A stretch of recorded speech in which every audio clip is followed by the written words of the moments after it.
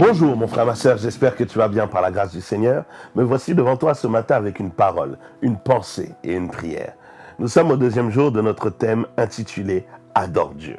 Et hier, c'était en guise d'introduction, nous avons pris ce fameux texte où Jésus se retrouve à 6 jours de la Pâque dans le livre de Jean chapitre 12 du verset 1 au verset 3. La parole de Dieu nous dit que Jésus arriva à Béthanie où était Lazare qu'il avait ressuscité. Là, on lui offrit un repas. Marthe servait et Lazare était parmi ceux qui se trouvaient à table avec lui. Marie prit un demi-litre de parfum de nard pur, très cher, et versa sur les pieds de Jésus et lui essuya les pieds avec ses cheveux. La maison fut remplie de l'odeur du parfum. Hier, nous avons vu quelque chose de très simple. On ne commence pas par servir Dieu, mais on commence d'abord par l'adorer. Nous avons vu que Marthe a commencé par servir. On a vu que Lazare, alors que lui avait vécu un miracle, était lui-même un miracle. Il était assis là parmi ceux, mais il ne s'est pas distingué. Mais une femme est rentrée, Marie, a bouleversé le protocole, a chamboulé le déroulé du repas, de tout ce qui était prévu, tout ce qui a été fait.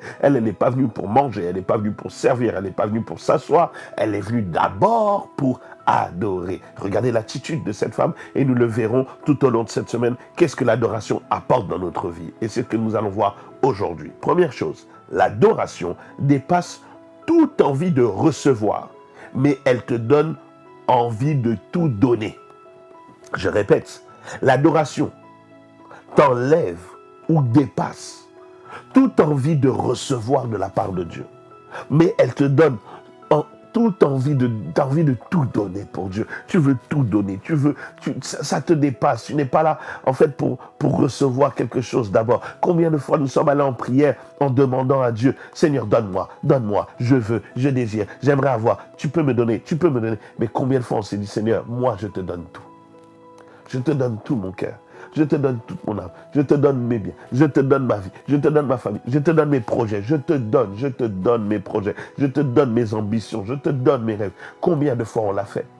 On a plus fait des prières où on voulait recevoir. Mais quand tu rentres dans une profonde adoration, tu n'es plus dans une approche de vouloir recevoir, tu es dans une approche de vouloir tout laisser, de vouloir tout donner, de vouloir te donner en fait à Dieu. Te donner toi-même comme offrande à Dieu. Te donner toi-même pour que Dieu fasse de toi ce qu'il veut, en fait. Mon frère, ma soeur, quand tu te donnes à Dieu, Dieu te donne tout également.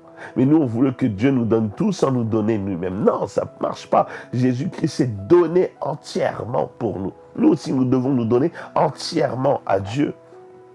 Alors que Marthe, elle a invité Jésus pour lui offrir un repas, alors qu'elle lui a montré ses talents culinaires, alors qu'elle a donné le meilleur d'elle-même, ce qui est une bonne chose.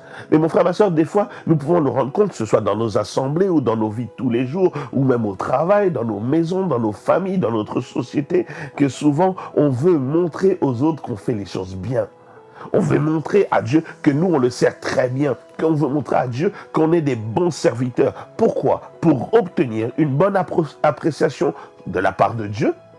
Souvent une bonne appréciation de la part des gens.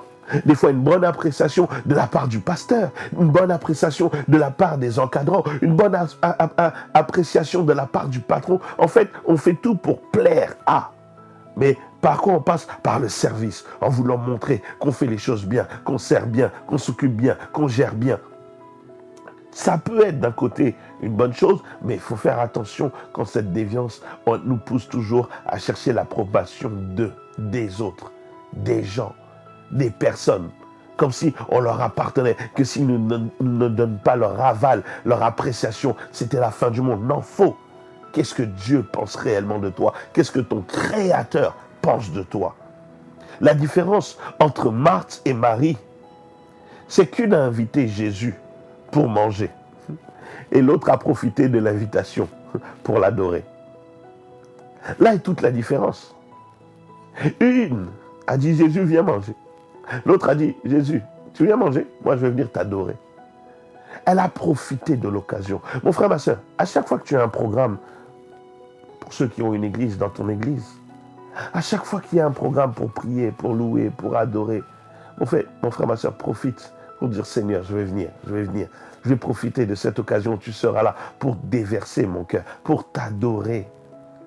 Une était dans l'organisation. Vous savez, ce qui est bizarre dans tout ce qu'on organise, même dans une église, souvent c'est ceux qui viennent, qui n'ont pas organisé, qui sont plus bénis que ceux qui ont organisé eux-mêmes. Parce que ceux qui sont dans l'organisation d'une activité spirituelle, que ce soit un séminaire, un jeune, on est dans l'activité, on est dans le fait que tout doit se passer bien, que tout doit être synchro, on est content. Ah d'accord, les micros ont bien fonctionné, ça a bien fonctionné, ça. On est content parce que ça a bien fonctionné. Mais il y a d'autres personnes, elle n'a rien organisé, elle est juste venue répandre son cœur. Elle repart avec beaucoup plus que toi qui as organisé.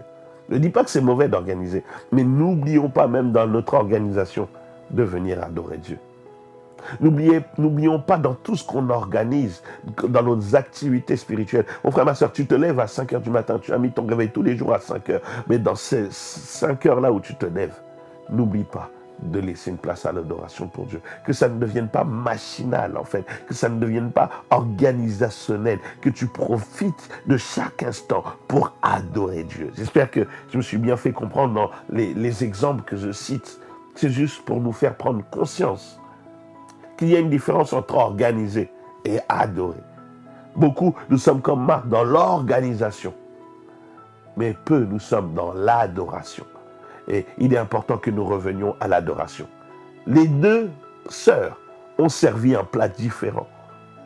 Les deux femmes ont servi un plat complètement opposé. J'aimerais dire, les deux ont préparé. Marthe a préparé la nourriture avec les assaisonnements, avec les courses qu'elle avait fait, avec sa cuisinière, avec ses assaisonnements, avec ses plats, avec ses ustensiles. Elle a tout préparé, elle a tout fait. Marie, elle a préparé son adoration. La parole de Dieu nous montre qu'elle est venue avec son parfum de nard qui coûtait très cher. Mon frère, ma soeur, elle n'a pas trouvé un chemin, elle a sorti de chez elle. C'est-à-dire qu'une s'est préparée dans la cuisine, l'autre s'est préparée dans le secret. Souvent, un parfum de grande valeur, on ne le met pas au salon, on le met où? Dans sa chambre, dans l'intimité. Et c'est dans cette intimité-là qu'elle allait prendre ce parfum, qu'elle a pris, qu'elle a regardé. Elle a dit, même si cela me coûte cher, ça, c'est plus pour moi. Ça, c'est pour Dieu. Ça, je vais donner à mon roi. Ça, c'est pour en guise d'adoration à Dieu. Pendant que l'autre est en train de se dire, alors, la cuisson, c'est 45 minutes. Là, je vais mettre tel assaisonnement. Là, je vais mettre les oignons. Ce qui n'était pas mauvais en soi. Mais l'autre est en train de dire, là, je vais mettre le parfum de nard. Il sera dans le plus beau paquet. Là, quand je vais arriver, elle s'est déjà fait le scénario. Je vais le prendre, je vais le briser, je vais prendre mes cheveux pour le nettoyer. Elle avait tout préparé. Deux femmes ont préparé. Mais deux résultats complètement différents. On retient l'histoire de qui? De celle qui a préparé le parfum. Celle qui a préparé son adoration. Mon frère, ma soeur, sois parmi ceux qui préparent leur adoration. Une adoration, tu peux la préparer. Tu peux te mettre en mode, non, je vais tout faire pour être dans les conditions où mon adoration sera bonne. Je te donne quelques techniques simples. Coupe ton téléphone. Éteins la télévision. Fais en sorte que personne ne te dérange. Passe un moment d'intimité avec Dieu. En fait, tu l'as préparé. Tu t'es dit, non, je sais qu'à 3 heures du matin, tout le monde dort à la maison. Tu coupes ton téléphone, tu coupes tout. Comme ça, il n'y a pas les notifications qui viennent te déranger. Tu mets ton téléphone en muet, en mute, ou tu l'éteins complètement. Tu sais qu'il n'y a personne qui se réveille à cette heure-ci. Tu prépares tout. Tu prépares ton réveil pour qu'il sonne à 3 heures du matin. En fait, quand tu te lèves à 3 heures et que tu te dis que tu vas aller prier, mon frère, ma soeur, ton adoration est préparée. Tu peux même déjà dire, je vais chanter tel chant d'adoration, je vais préparer. Tu peux même te faire une liste. Tu vas même te dire, je vais prier pour tel sujet. Je vais venir répandre mon cœur à Dieu. Tu prépares déjà, même avant de dormir. Tu dis, oh Seigneur, tout à l'heure à 3 heures, quand je viendrai. En fait, tu prépares ton adoration. C'est comme quand tu viens à l'église. Tu sais que dimanche, tu vas aller à l'église. Dans la semaine, tu prépares. En fait, tu fais en sorte qu'il n'y a rien qui vienne perturber. Mais aujourd'hui, on se retrouve avec des hommes et des femmes le dimanche. Il est capable de prendre un rendez-vous. Ah, il y a la famille qui vient dimanche, je ne pourrais pas venir à l'église. Tu n'as pas préparé ton adoration. Oh non, dimanche, j'ai des gens qui viennent à 13 heures, je ne pourrais pas venir à l'église. Il faut que je prépare à manger. Oui, tu as préparé. Marthe a préparé. Mais on n'a pas retenu Marthe, on a retenu Marie. C'est les dimanches où tu prends des rendez-vous. C'est les dimanches où tu dis, je suis fatigué. Tu n'as pas préparé ton adoration. Le culte est à midi, tu arrives à 13 heures, 14 heures. Tu n'as pas préparé ton adoration. Beaucoup viennent et zappent la partie louange, adoration. Ils viennent, non, moi je viens écouter la parole. Tu n'as pas préparé l'adoration. La parole, le pasteur, le serviteur, l'invité l'a préparé.